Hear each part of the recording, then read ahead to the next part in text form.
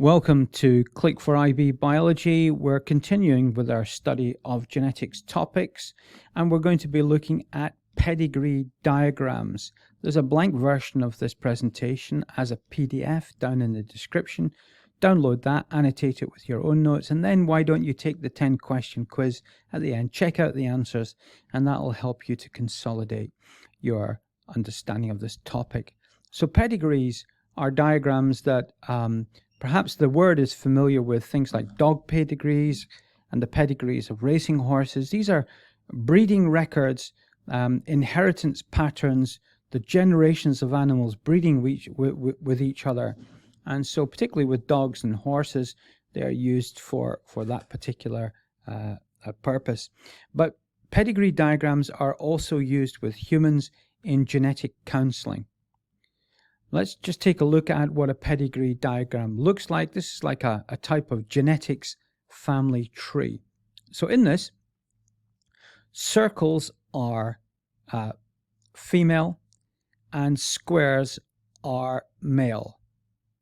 And this doesn't matter whether the circle or the square is filled in with, as it is in number 3 here, with dark, is filled in dark. It doesn't matter. This number 3 would still be a female. With the darkened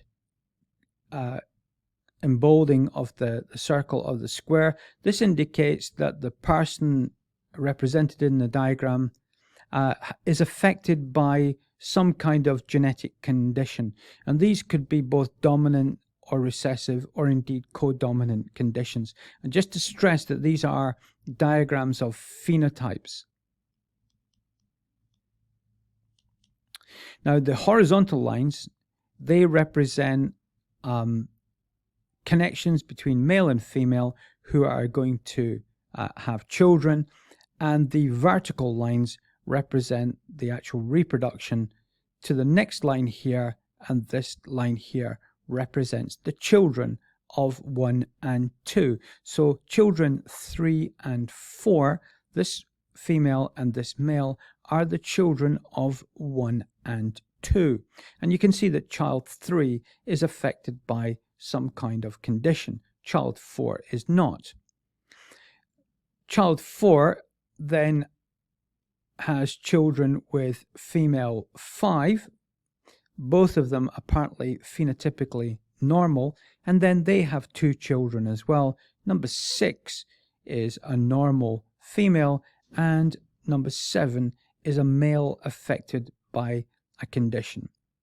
Now, in fact, there's another clue in the diagram, and that is that if we have 2 apparently normal parents, but suddenly we end up with an affected child, then this tells us that numbers 1 and 2, that they are heterozygous, that they have an allele. If we use the letters big A and little a as examples, their genotype will be big A, little a. So if we put big A, little a here, and big A, little a here, so the characteristic is not seen in the parents, but it does arise in the child. And that's because the child has inherited little a and little a, like so. And that's because in my example, I'm claiming that homozygous recessive actually shows the affected condition, that indeed the condition is caused by the recessive allele, which is not always the case in genetics questions. And one final point is that 1 and 2 are the grandparents of 6, and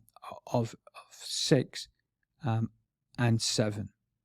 Let's look at an application. The application is Phenylketonuria, where E is designated as normal, and E is someone suffering from phenylketonuria.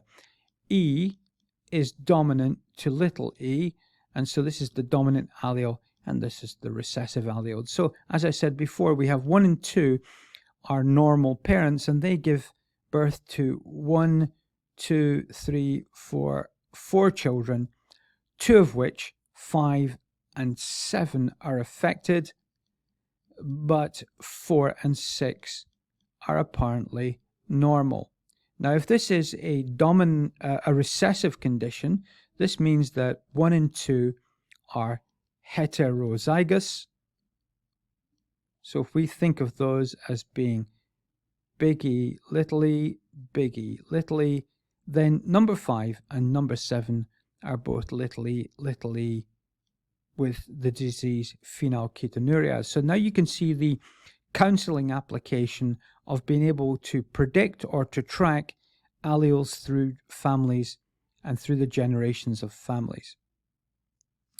There are, there are another generation, 9, 10, 11, and these all appear to be normal. But of course, in principle, 12 and 13, that cannot be the case, because both 7 and 8 have phenylketonuria.